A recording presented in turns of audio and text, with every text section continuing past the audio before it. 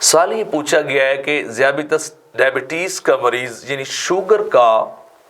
مریض آدمی کیا رمضان کے روزے چھوڑ سکتا ہے یا نہیں؟ تو اس کا جواب یہ کہ اگر تو مرض اس حد تک پہنچا ہوا ہے کہ اس سے وہ روزہ جو ہے وہ افورڈ نہیں ہوتا، برداشت نہیں ہوتا، جو ہے وہ یعنی مرض کے بڑھنے کا یا جان کے جانے کا خطرہ ہو جاتا ہے یا بہت زیادہ طبیعت کے خرابی کا خدشہ پیدا ہو جائے،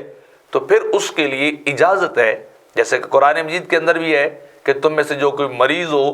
یا وہ سفر میں ہو تو اس کے لیے یہ ہے کہ وہ دوسرے ایام سے روزہ رکھ لے، یعنی وہ ایک کے بدلے میں ایک روزہ رکھ لے، کیونکہ یہ شرعی عذر ہیں جن کے بدلے میں جو اجازت دی گئی ہے۔ یا اس طرح شیخ فانی ہو، کوئی انتہائی ضعیف مرد یا عورت ہوں کہ ان کے لیے بڑا مشکل ہے کہ وہ پورا دن بھوک اور پیاس کے بغیر گزاریں، طبیعت خراب ہو سکتی ہے، مرنے کا خدشہ ہو سکتا ہے، تو ایسی صورت میں وہ ڈائبٹیز کا جو پیشنٹ ہے اس کے لیے شرعاً پر اجازت ہے کہ وہ روزہ نہ رکھے بلکہ وہ روزہ چھوڑ دے، باقی نماز، تلاوت، تسبیح، تحلیل وہ کرتا رہے، اور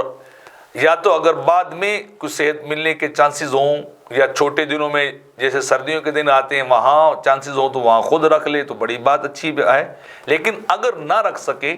تو پھر اس کے لیے حکم یہ ہے کہ وہ کسی ایک بندے کو روزے رکھوائے، فدیہ جو ہے وہ دے، کیونکہ اس کے لیے تو پھر پورا سال ہی چانس نہیں ہے کہ وہ ان کی قضا بھی کر سکے۔ تو بہرحال مرض اس حد تک پہنچ جائے کہ وہ مریض کے لیے خطرے کا باعث بن جائے، روزہ رکھنا، بھوک اور پیاس کو برداشت کرنا، تو شرعی طور پہ اس کو روزہ چھوڑنے کی اجازت ہے،